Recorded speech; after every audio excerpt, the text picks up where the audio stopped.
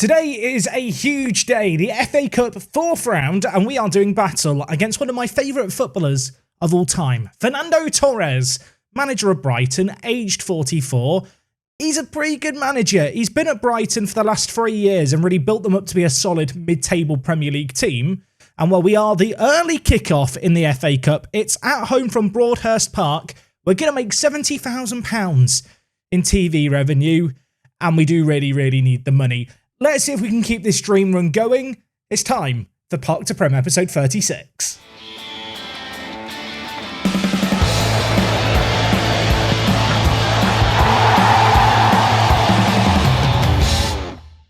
Yes, folks, how is it going? I hope you're doing amazing. I'm really excited for today's episode. Ever since the Port Vale game, I've been looking forward to this. And whilst it wasn't the big, sexy Premier League game that I was hoping for against another team from the Northwest, I don't mind taking on Brighton. They're a good team, one of the better teams in the country.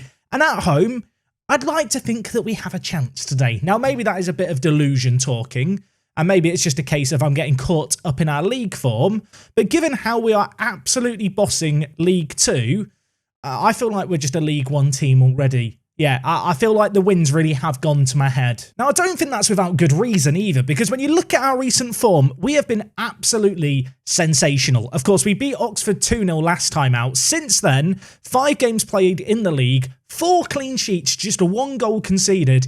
And well, as you can see here, the goals, by and large, have been flowing. Against Bromley, we won 5-0. Nesbitt picked up a hat-trick. This man has 5 goals in his last 5 games. He's been really impressive. Of course, he's in the Media Dream 11, so you'd expect to see some good performances from him. Elsewhere, Stephen Gold and Richards got on the score sheet. In the next game, a rotated team saw the likes of Jordan Fraser get on the score sheet. Yes, a rotated team took on York City. Of course, they were promoted with us to the Football League last year.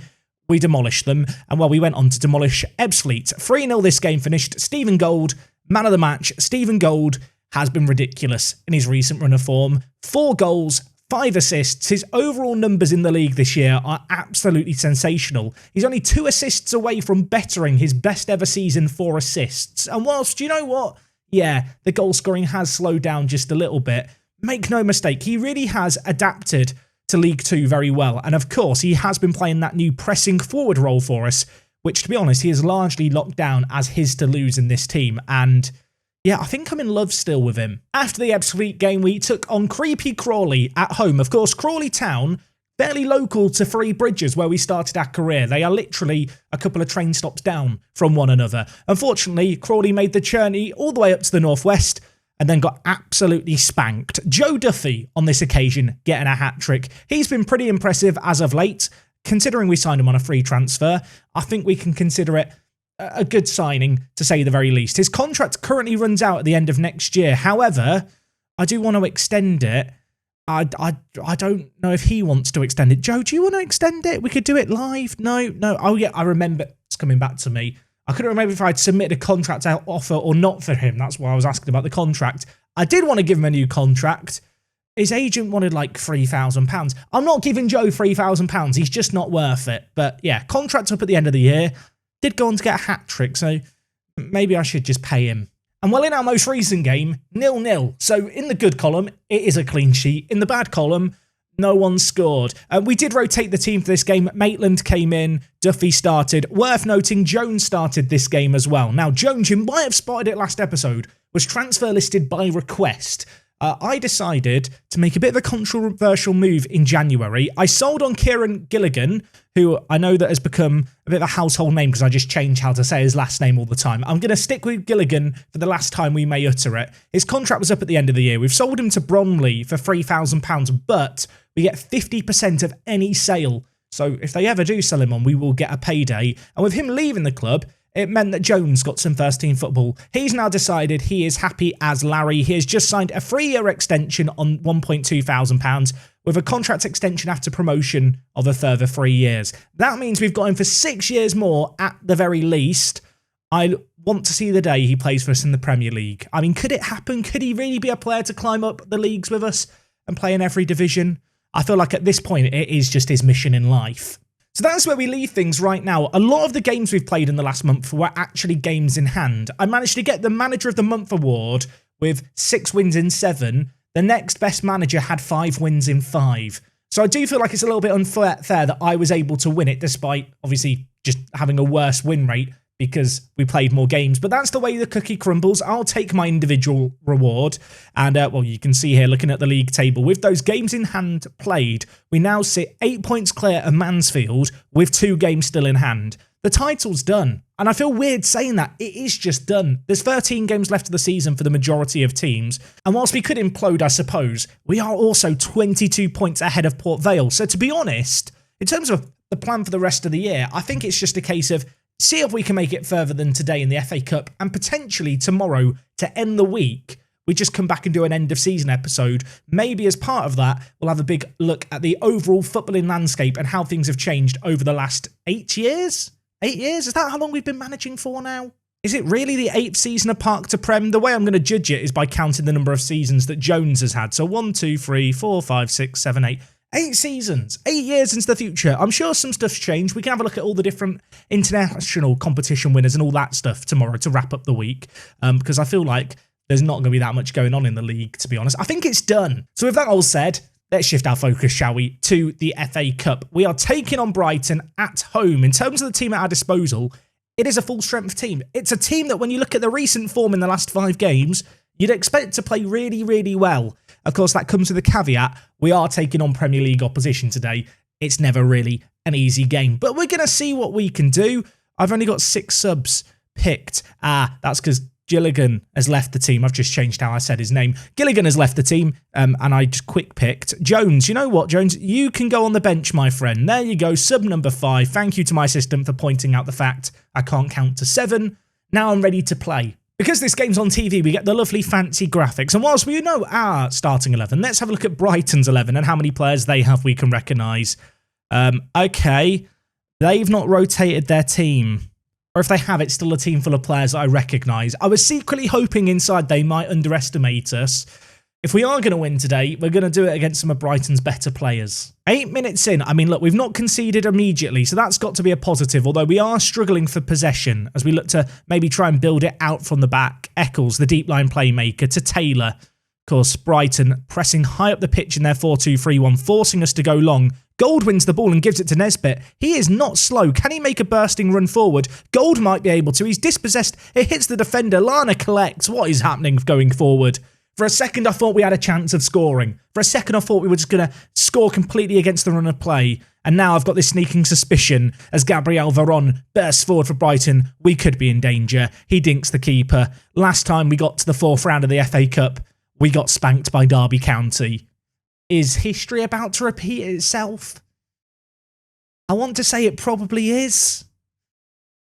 Well, I mean, I want to say it probably is if I was a betting man. As the manager of the team who would be on the receiving end of a hiding, obviously that's not what I want to happen.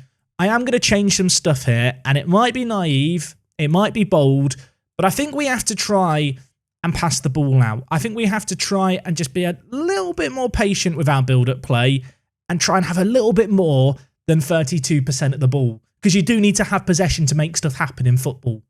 20 minutes gone here. We've not conceded again, so I would consider that a small win. What I will say is, despite wrestling a bit more possession, we've still not had a shot. Maybe get ready to cheer like we've scored a goal if/when we have a shot against this Brighton team who, well, incidentally, are in possession. It's Gabriel Veron, the previous goal scorer, bursting down the far side. He lays it back to Carlos Cuellar. Casado now with it. Lays it off to Basuma. Molina now on the overlap. They are just carving us apart in the wide areas. I feel like it's worth acknowledging that our system really works quite well against teams at the lower level who don't have wing-backs who are good going forward. I am conscious of the fact that at some point in the future, we probably are going to need to have wide players to defend our wing-backs. And this kind of game here, with kind of an inside forward and an inverted winger, and then wing-backs who are going to overlap, probably is going to expose one of the fatal flaws with this system against teams that actually possess defenders that are capable of creating stuff. But I say all of that, it's still only 1-0. It's still only 1-0 in front of the gazebo. I mean, there's 10 minutes left in the half chat. They could still score 2 more before half time and it's game over. But we're hanging on in there for now. I feel like I've jinxed it. Young's bursting forward. McDonald doesn't get there, and somehow Luke Young has slide tackled it in, but it's been disallowed. I'm not sure what for, but I'm going to thank the linesman who had his flag up. I guess it was offside. We may never know. 1 minute of added time left here. Steve Gold has just nutted a man off the ball. Unfortunately, Brighton bringing it forward with McAllister. Into the wide area he goes. I want to say he floats it to the back post, but he's absolutely lumped it back. Brighton knocking the ball around with some confidence. We've got so many men behind the ball. And well, could we spring a counter-attack? Darren Richards. Gold is through. Richards might just go on his own. He thread through Stevie Gold. We might not have many chances in this game. And that one there has to go in this kind of match. It's the last kick of the half. It's our first little jump on the XG chart. We might not have many of those. And Stevie Young hits it wide of the post, and I just feel sad. I'm going to tell the players they've been terrible so far, but then tell them I've got faith. Richards is demotivated. I'm kind of tempted to take him off. Although, in all honesty, we've kind of just been bad everywhere, which isn't really what you want to see here. We want to see a plucky performance. I mean, I guess it has been plucky so far. We're only 1-0 down against Premier League opposition. I thought for a second Regan Booty had given away a penalty, but we have got away with it. I'm just thinking about what I want to change here. You know what? Let's up the tempo, but keep shorter passing on with the playing out from the back. And in terms of out of possession, you know what? Let's just chase after them. Let's have a go at pressing, shall we? We'll try that pressing thing. I've heard some stories about it. Elsewhere, I'm actually going to bring in Maitland, and I'm also going to bring in Duffy. I feel like Duffy and Maitland are kind of really good impact players to bring on. At our level, they're quicker than everyone else. At this level, obviously, Brighton probably are a little bit quicker, but they've got fresh legs. And we're definitely not doing ourselves a disservice right now, I feel like. We've not embarrassed ourselves. I feel like after a goal in the 9th minute, there was a risk that this game got away from us. We could still catch them on the break, but we might have more defending to do before we can dream of that. And well, we're not going to do that defending. Casado burst through the middle. McDonald, I'll be honest, the 3D match engine has made his animation look really rubbish. But to be honest, he was kind of left out at sea without a life raft there. It's like he'd been kicked off a boat and all the rest of the players had stayed on the boat, weren't trying to help him out. And yeah, Casado just smashed it in. We need 2 goals in 20 minutes.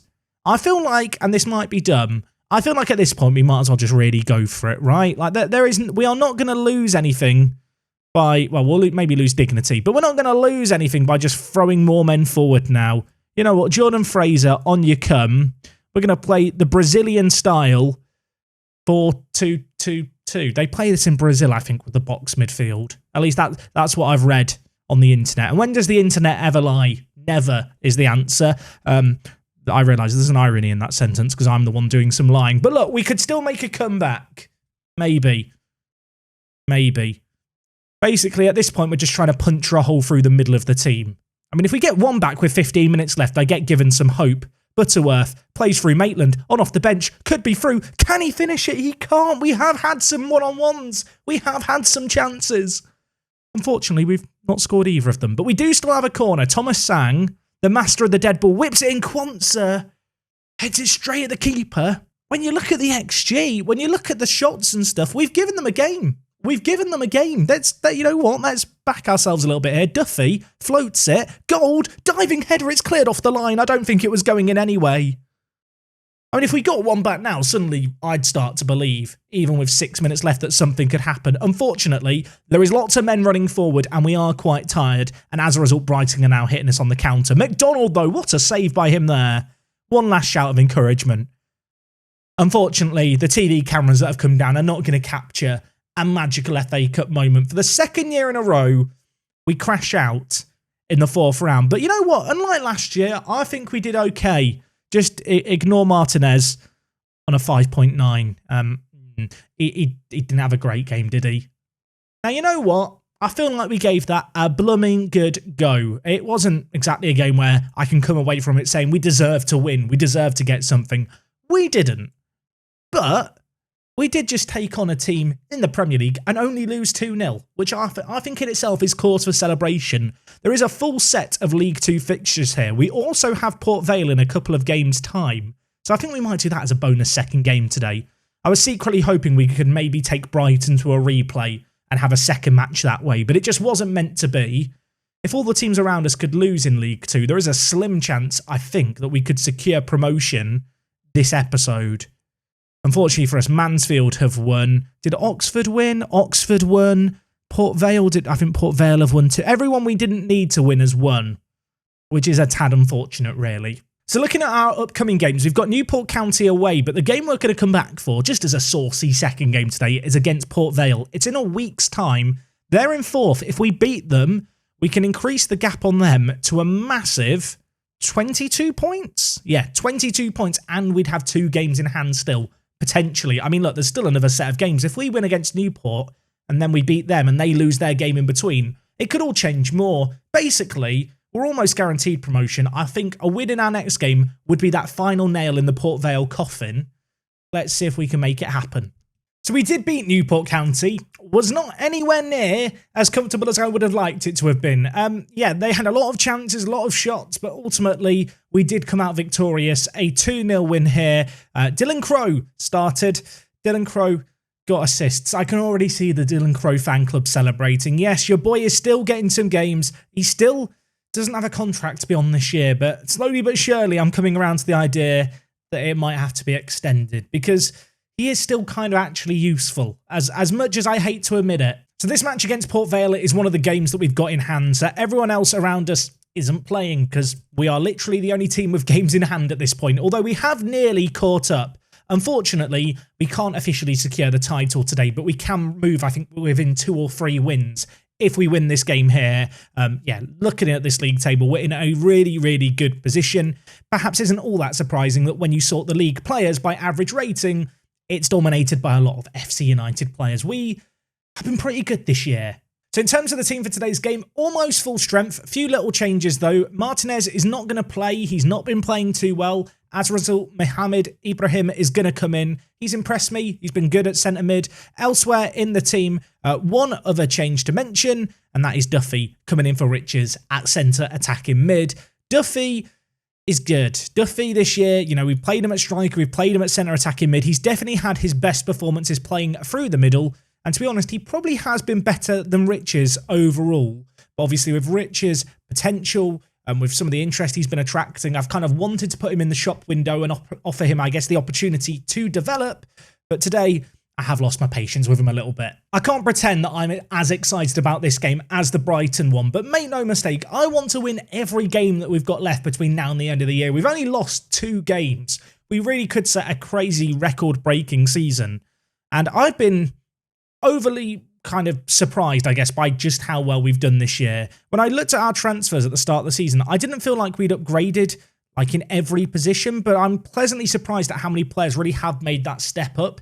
Defensively this year, we've been absolutely top draw. That has been, I think, the big difference maker for us. Obviously, we've had Taylor come into the team, but the rest of the team, Sang, Booty, Quansah, has remained the same in terms of the back four. Of course, McDonald has slotted in well in goal. And then we'll getting higher up the field. Players like Nesbitt, who I appreciate, has just missed a sitter. They've hit the ground running. They've looked really good and really just complemented the players that we already had. It makes you wonder how well we would have done a couple of years ago, you know, when we bottled promotion twice, not only in the league, but also in the playoffs. Like, how would we have done in League 2 adapting there? That kind of second season we had in the Vanarama National League, I feel like we probably could have competed for the playoffs in this division. Anyway, we've got a corner here. Can we make something happen? No. Quansah's header's wide of the post. 25 minutes gone here. We've had all the chances in terms of the highlights. No breakthrough yet. Free kick for us. Butterworth from range. Hits it. Hits the crossbar. Goes out. Oh, that was a really good chance. Just over, though. Quickly approaching half-time. We've not conceded. We've also not scored. There's been a real lack of quality chances in this game. And whilst we've had perhaps slightly more shots in terms of quantity and quality, there's not been a great deal to get excited about here, except Nesbitt hitting the post. We've not been good enough. Let's try and demand a little bit more from the players. I'm going to shout demand more straight away. Why not do it? Look at those green, happy, smiley faces. I feel warm and fuzzy inside. I'm going to do the catchphrase. Eccles is on a booking. It scares me. Yep, tick it off the bingo sheet. Fraser's coming in to play deep line playmaker. I really want us to get a goal here. Duffy receiving the throw in from Booty. Goes all the way back to Taylor. Terry Taylor does like to bring the ball out of defence. He is good with the ball at his feet, and he lays it off to Ibrahim, who's going to have time and space for the shot. course, the man stepping in for Martinez today, who's been a bit off the boil, and well, in his replacement kind of position, he has missed a chance that I have to question, would Martinez have kept down? Say all of that. Port Vale on the attack here. I don't like this. It's in front of the gazebo. Let's do it for the gazebo. Let's do some defending. Bernard, edge of the box, hits it. Oh my word, they've actually hit the crossbar. McDonald flapped at it. And I think we've been let off the hook there. But with 20 minutes left, we need a hero. I'm holding out for a hero to the end of the night. I'm going to take off Stephen Gold, and I'm bringing in the one and only Louis Maitland. This year, he has got a lot of goals on off the bench. He's been the kind of player that we've thrown on, and he's kind of shaken things up going forward. We're going to need him to do some shaking today. Sang with the throw-in to Fraser, who's coming in that deep line playmaker position. Of course, the Scottish centre mid is not the best defensively, but technically for a deep line playmaker, he is absolutely fantastic. Great technical ability, great passing range. And while speaking of passing range, Sang is there showing that he maybe lacks the passing range that he thinks he has. It was a very ambitious ball forward that hasn't found its intended target. It gives Port Vale the ball, who now go long, cover, bringing the ball down the far side. I mentioned the fact we've only lost 2 games this year in the league. One of them was against Port Vale, and they have just scored, but we're going to be bailed out by the linesman. I thought it was offside straight away, but there was still that nervy moment as you wait for the camera to pull out and reveal the offside flag. But as we can see from this replay, he was offside clear, was never going to count. I mean, at this point, there's part of me that feels like I should be grateful if we can just come away with a point. We've already lost once to Port Vale in the league. Regan Booty has a free kick in him. Oh my word, just over the bar. 0-0 still, 10 minutes left. I feel like there's a goal here still. Did you ever have that feeling in Football Manager? You're watching it play out. I'm not sure which way the goal's going to go, but it just feels like neither team is happy with a point. Duffy, Maitland, wide to Thomas Sang. Plays it back inside to Maitland, who's going to play it forward for Duffy to run onto. Would Riches have scored it? We'll never know, but I am going to bring on Riches with that miss there from Duffy. I felt like that was his opportunity, that was his chance, and he squandered it. And with it, we're hauling him off the pitch, grabbing him by his collar and bringing on Riches, who, well, he's got some big goals for us over the last couple of years. We might need another big goal from him today to secure a win, or maybe even a point if we were to go a goal down here, because they have possession. They do just give it back to us, though. Terry Taylor, TT, lays it over to Booty. Now with Butterworth, Riches, Nesbitt. It's a bit of an ambitious ball to Maitland, but again, Port Vale just seemed quite content to lump the ball clear rather than playing it out from the back. We could have a chance. Nesbitt's through, and he's missed another one-on-one. Riches nearly got the assist. I almost looked like a genius with my sub contributing. Instead, we've watched Nesbitt miss. Would Stephen Gold have scored it? Probably not, but look, we have to ask the question. Sang, Maitland, there could be another opportunity. Sang whips in. Riches is there. Nesbitt's there. He heads over. He's had shots. He's had chances. It's 0-0. We've got an XG of 2.34, but it just feels like it could be one of those games unless there's a sting in the tail. Quance has gone down. A penalty's going to be given. Apparently, Fraser's the man on it. I'm not letting him take it. Darren Riches, you're coming on off the bench. You're taking a penalty for us today. We don't have penalty takers. This is potentially the last kick of the game with 30 seconds left. On off the bench he's come. Can he get us the goal, the number 11? He steps up. He hits it. He finds the bottom corner. We've left it late. We've left it to a penalty. But it looks like we are going to come away with a very, very narrow win. And in a bizarre way, the fight that Port Vale have put up here makes me feel even more proud of the fact we beat them so convincingly in the FA Cup. They've been a proper pain in the arse in the 2 league games we've played them in. But on this occasion, we absolutely deserved the win. We have got it. We did leave it late. With it, we pull away at the top, and I think we can be really, really happy with how we've done here. So with that result there, we climb up to 83 points, 25 points clear of Port Vale, with a game in hand on absolutely everyone immediately behind us. I don't want to say it prematurely, but with 13 games of the season, this is done. This could easily be a runaway title win. Only 18 goals conceded in 33 as well is absolutely mad. 21 clean sheets in 33 games. That is like a defensive record that I don't think I've ever had in Football Manager this year, at least in the lower levels. I feel like defenders just make too many mistakes to keep clean sheets. Taylor and Quantza as a stopper-cover duo really have turned up, and even McDonald in goal when called upon has been beyond solid, really. Now, it is worth noting our final game of the season is against Mansfield, so it will be against the team most likely to be in second. I would like to believe the title will be wrapped up and it will mean absolutely nothing. But next time out, of course, with it being the end of season episode, we'll do that game, we'll have a recap of the season, and as I mentioned earlier, I think we'll have a look at the footballing landscape. 8 years into the save game, flick through the different leagues that I've got loaded, look at continental competition winners both at club and national level. If there's anything else you'd like to see me look at in next video, please do let me know down in the comments. As always, if you have enjoyed today's video, do drop a like on it. It helps feed the YouTube algorithm, make sure that these videos get pushed far and wide. I will say now, massive thank you to all of you watching this series on the regular. We have almost 20,000 people watching every episode, which for a Football Manager series in March, at least on my channel, is pretty unprecedented. I'm really, really appreciative of all the support. Next time out, we end the season. I hope to see you guys then for that. We'll be taking on Mansfield. Promotion party should be occurring. We're not having a promotion party. Things have gone really, really wrong in a way that I don't actually think is physically possible. But weirder things have happened. I'll see you tomorrow for whatever it may hold in store. It is me, Jack, and I'll see you on the next one. I'm out.